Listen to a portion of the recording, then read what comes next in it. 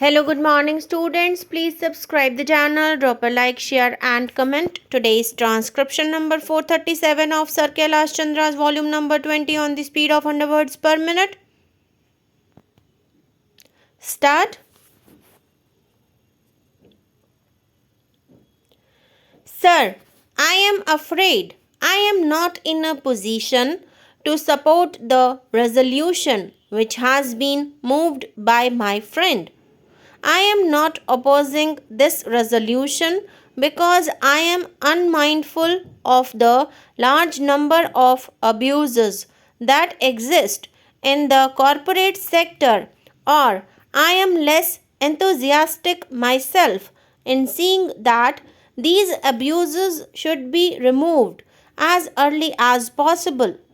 But the method that he has suggested is too dilatory, and the problem before us is so acute that no useful purpose will be served by appointing one more commission to investigate into the working of the corporate sector when we have got enough data, and to my mind we have already got enough statutory powers to see that these abuses are checked and, if possible, completely eliminated. I do not see what this commission can do, whether it can throw more light on the malpractices that are rampant in the corporate sector. We all know that any commission that deals with the particular problems of a particular industrial concern gives ample evidence of the fact that malpractices exist in the corporate sector and the government is aware of it. I was one of the members of the Joint Select Committee on the Company Law Amendment Bill 1998, which ultimately became the Company Law Amendment Act 2000, and in that committee also enough evidence was brought forward to show that malpractices existed in the corporate sector, and certain salutary amendments in the company law were made. In spite of these amendments and in spite of the original Companies Act, we do find that abuses still persist, and the question before us is how to deal with the abuses rather than investigate further into the nature of the abuses and the extent of the abuses. To my mind, the real remedy for us is not that of appointing commissions and committees and thereby postpone the solution of an urgent problem, but to deal with the problem here and now with the agency which is at our disposal.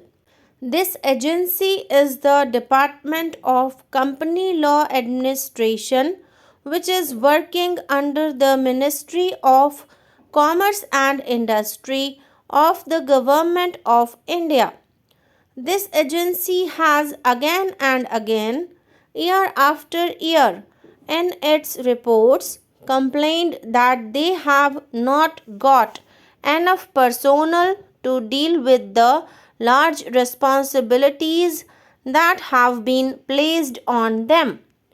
It is this lacuna in our administrative machinery, it is this weakness in the agency which is called upon to see that the company law becomes a fit instrument for checking and eliminating the defects in the working of the corporate sector, which is mainly responsible for the persistence of abuses. The real solution of the problem before us is to strengthen the administration, to enlarge its power,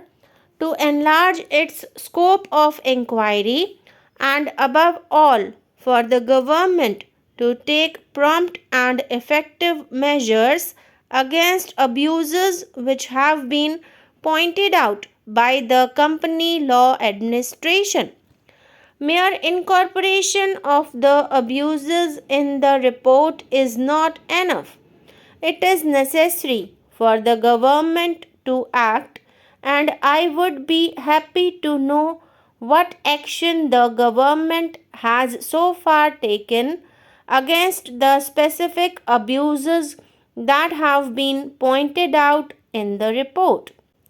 If these abuses to which the attention of the government is drawn in the report remain unpunished or had not received the attention of the government to the extent it deserves, there is likelihood of the impression gathering in the public mind that the government is not serious in enforcing this law and root out evils which this law is called upon to root out. It is in this connection that we have painfully to draw your attention again and again to the possible connections that might exist between large units in the corporate sector on the one hand and the government machinery on the other. There is an impression in the public mind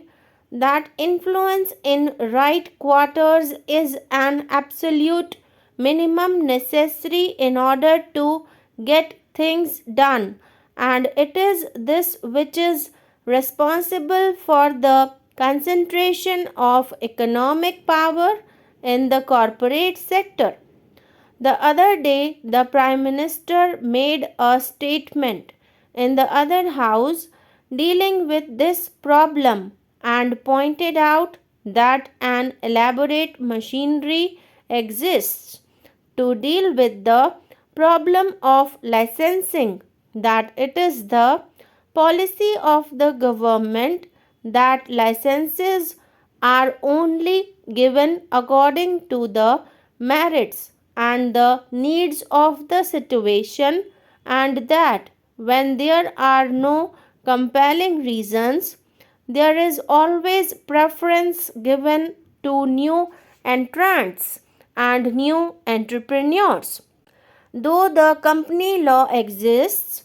though it incorporates certain very salutary provisions, though an enforcement machinery exists, and though the machinery has tried its level best, I must say,